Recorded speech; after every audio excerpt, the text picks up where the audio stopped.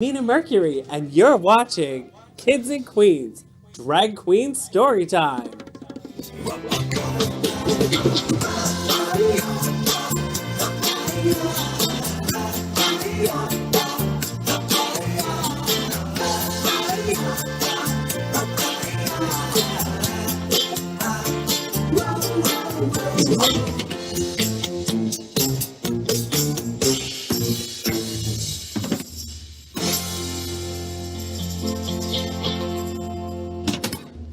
Today's book is You Matter by Christian Robinson.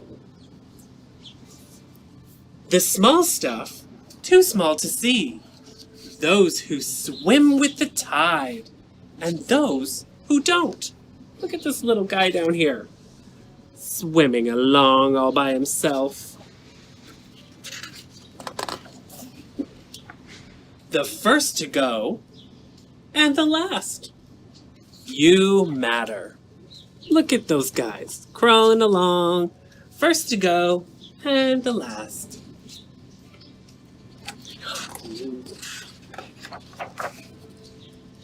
When everyone thinks you're a pest, look at that little pest. It's a mosquito. Oh my goodness. Look at that mosquito. When something is just out of reach, look at that. These tiny, tiny little hands. What? Tiny little hands on the great big Tyrannosaurus Rex. What? When everyone is too busy to help, you matter. Look at that. They're all busy dinosaurs, and the one lonely little you matter dinosaur. If you fall down, oh my goodness, it's a comet coming from the sky. If you have to start all over again, look at the world. It's huge. The clouds. Wow. Up in space, looking down on the world. Even if you are really gassy. Gassy. You matter. Look at that. Look at that big planet. I think that's the moon. Or is it Mercury? I don't know. Sometimes home is far away. Oh my goodness, look at that astronaut is so far from home. And they have a photo of their child. Wow. Sometimes someone you love says goodbye. Oh look, goodbye. Bye.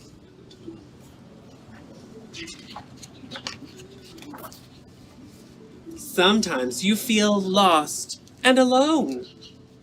But remember, you matter. Look at that. New York City. Look at all those people everywhere. Oh my goodness. I love New York City. Old and young. Look at this. Two older grandpas are sitting there feeding the birds. And then the little friends are coming along, the young kids. Oh, so amazing. The first to go and the last. Look at that. Sitting there feeding all the birds. And then there, the last bird. He's waiting patiently. It's good to wait patiently. The small stuff, too small to see. Look at this. All these little itty bitty ants. Oh my goodness, look at them all in their home. Look at that. So cool. You matter. Look at that. He's looking out the window of the plane. Oh my goodness, look at all the traffic and everything. Oh, so amazing. But you always have to remember that no matter what, where, or when, or how, you always matter.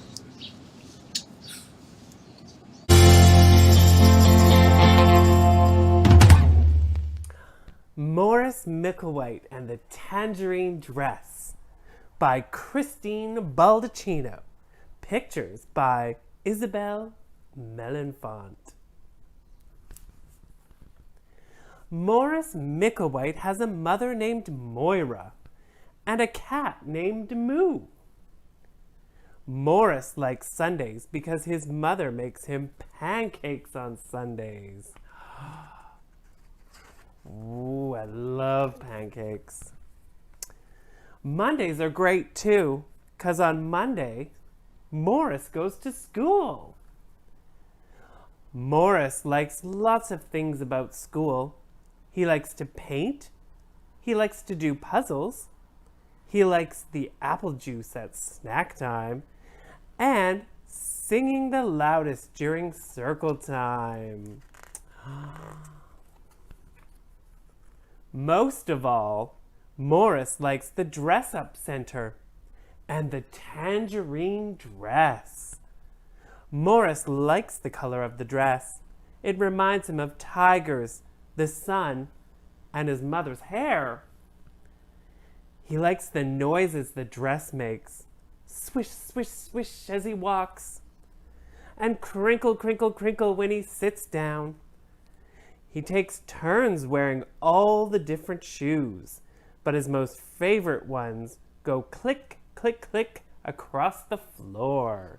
Sometimes the boys make fun of Morris. Sometimes the girls do too. Morris pretends he can't hear their words.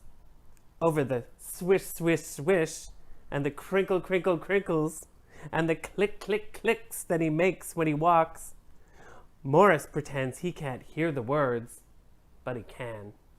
On Monday, Becky tried to pull the dress right off his back. You can't wear it. You're a boy. On Tuesday, Ellie, Henry, and the other boys wouldn't let Morris ride on their spaceship unless he took the dress off. Astronauts don't wear dresses. On Wednesday, Bee and Lila noticed Morris's fingernails. His mother had painted them for him the night before. They chased him around the playground shouting, "Pinky fingers, pinky fingers."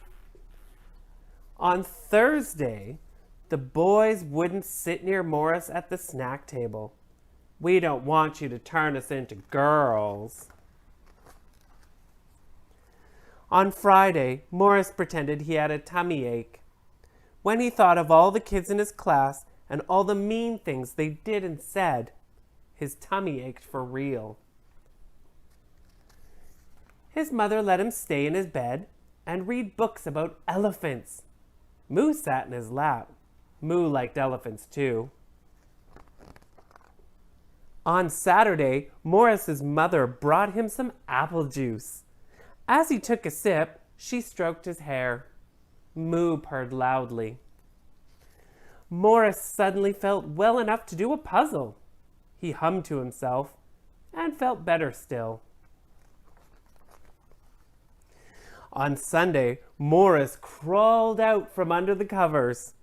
After a wonderful dream about being on a space safari with Moo. In the dream, they saw big blue elephants and tigers, the color of the sun, that Morris could hold in the palm of his hand. The elephants swish, swish, swished as they moved through the grass, and the tigers ate giant leaves that crinkled, crinkled, crinkled as their tiny teeth chewed them. The buttons on the spaceship click, click, click, click under Morris's fingers. Morris wanted to share all the amazing things that he had seen. He took out his brushes, put on his smock, and began to paint, using every color that he could imagine. He showed his painting to his mother when he was done. He pointed out the big blue elephant and the tiny, tiny tiger, the color of the sun, and the tall grass and the giant leaves. He pointed out Moo in his shiny space helmet too.